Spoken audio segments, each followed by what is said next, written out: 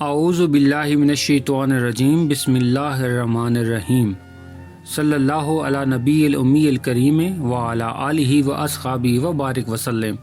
لاکھوں کروڑوں درود پاک خاتم النبیین حضرت محمد مصطفیٰ صلی اللہ علیہ وآلہ وسلم پہ۔ گنبد خضرا کے چاہنے والوں کو وقاص احمد کی طرف سے السلام علیکم۔ پیارے دوستو، آج کی ویڈیو میں ہم مسائل رمضان کے بارے میں جانیں گے، تو سب سے پہلے چلتے ہیں نیت کے مسائل کی طرف۔ تمام عبادات اور نیک اعمال کی صحت کے لیے نیت شرط ہے۔ انما الاعمال بالنیات۔ رمضان کا روزہ بھی چونکہ فرض عبادت ہے، لہذا نیت کا ہونا بہت ضروری ہے۔ نیت کے الفاظ زبان سے ادا کرنا ضروری نہیں، البتہ نیت کے الفاظ زبان سے ادا کرنا بہتر ہے۔ رمضان کے ہر روزے کے لیے الگ نیت ضروری ہے۔ ایک روزہ کی نیت تمام روزوں کے لیے کافی نہیں۔ رمضان کے روزوں میں کسی اور روزے کی نیت کرنے سے روزہ رمضان کا ہی ہوگا۔ غروب آفتاب سے لے کر اگلے دن نصف النہار تک رمضان کے روزے کی نیت کی جا سکتی ہے، البتہ افضل یہ ہے کہ نیت رات کو ہی کر لی جائے۔ سحری کے مسائل۔ سحری کھانا ایک مسنون عمل ہے، اس سے برکت بھی حاصل ہوتی ہے اور ثواب بھی ملتا ہے۔ آدھی رات کے بعد جس وقت بھی سحری کھائیں سنت ادا ہو جائے گی، لیکن رات کے آخری حصے میں سحری کھانا افضل ہے۔ بھوک نہ بھی ہو تب بھی کچھ کھا لینا چاہیے تاکہ سنت ادا ہو جائے۔ سحری کھانے کا وقت صبح صادق طلوع ہونے سے پہلے تک ہے، اس کے بعد کھانا جائز نہیں۔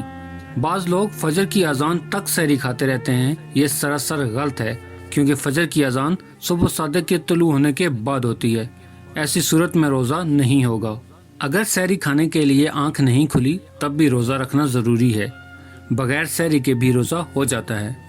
اگر غلطی سے صبح صادق طلوع ہونے کے بعد سحری کھائی تو روزہ قضا کرنا پڑے گا۔ افطار کے مسائل۔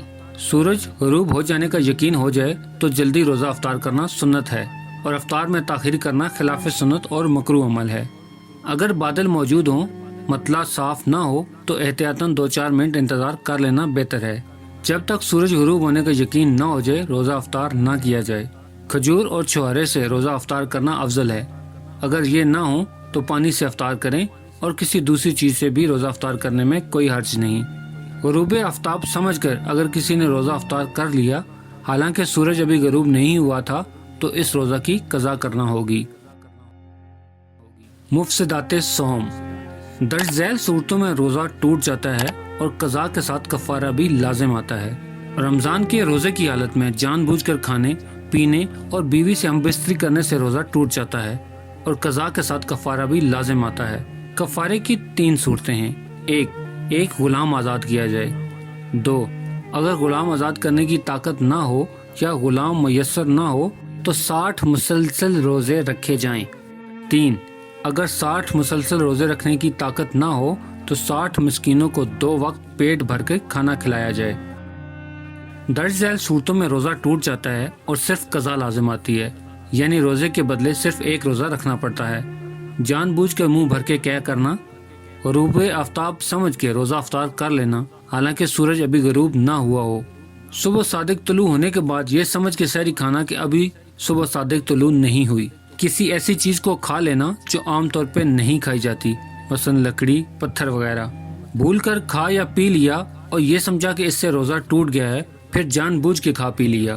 کلی کرتے وقت حلق میں پانی چلا گیا، کسی نے زبردستی کوئی چیز منہ میں ڈال دی اور وہ حلق سے اتر گئی۔ تھوک کے ذریعے پیٹ میں خون چلا گیا اور خون کی مقدار تھوک کے مقابلے میں زیادہ تھی۔ مباحات روزہ۔ درج ذیل میں ان امور کا ذکر ہے جو روزے کی حالت میں جائز ہیں، ان سے نہ روزہ ٹوٹتا ہے نہ مکروہ ہوتا ہے۔ روزہ دار کے لیے روزے کی حالت میں غسل کرنا یا سر پہ پانی بہانا جائز ہے۔ روزہ دار کے لیے روزے کی حالت میں آنکھوں میں سرما ڈالنا جائز ہے۔ روزے کی حالت میں سر یا جسم پہ تیل لگانے اور کنگھی کرنے کی بھی اجازت ہے۔ روزے کی حالت میں روزہ دار کے لیے مسواک کرنا بھی جائز ہے۔ اگر روزہ دار ضرورت کے تحت کسی چیز کا ذائقہ چکھ کر تھوک دے تو کوئی حرج نہیں۔ اگر روزہ دار بھول کر کھا پی لے تو اس سے بھی روزے پہ کوئی فرق نہیں پڑتا۔ کسی بھی قسم کا انجیکشن لگانا بھی روزے کی حالت میں جائز ہے۔ مکروہات روزہ۔ درج ذیل میں ان صورتوں کا ذکر ہے جن کی وجہ سے روزہ نہیں ٹوٹتا، لیکن ایسا کرنا روزے کی حالت میں مکروہ ہے۔ کلی کرتے وقت اور ناک صاف کرتے وقت پانی ڈالنے میں مبالغہ کرنا، جس سے پانی حلق تک نیچے اترنے کا خطرہ ہو۔ بغیر کسی ضرورت کے کسی چیز کو چبانا یا نمک وغیرہ چکھ کر تھوک دینا، جھوٹ بولنا، غیبت کرنا، چغلی کھانا، گالم گلوچ کرنا یا کسی کو تکلیف پہنچانا۔ روزے کی حالت میں حالت جنابت میں بغیر غسل کے رہنا، بیوی سے بغل گیر ہونا اور بوسہ لینا، منہ میں تھوک جمع کر کے نگلنا۔ فدیہ کے مسائل۔ اگر کوئی شخص اتنا بوڑھا ہے یا ایسا بیمار ہے کہ اس میں روزہ رکھنے کی طاقت نہیں اور طاقت آنے کی امید بھی نہیں، تو ایسا شخص ہر روزے کے بدلے فدیہ ادا کرے گا۔ اگر اللہ کی قدرت سے کبھی طاقت آ گئی یا بیماری سے صحت یاب ہو گیا، فدیہ کی تفصیل یہ ہے: ہر روزے کے بدلے ایک مسکین کو صدقہ فطر کے برابر غلہ دے دے یا اس کی قیمت دے دے، یا کسی مسکین کو پیٹ بھر کے صبح و شام 2 وقت کا کھانا کھلائے۔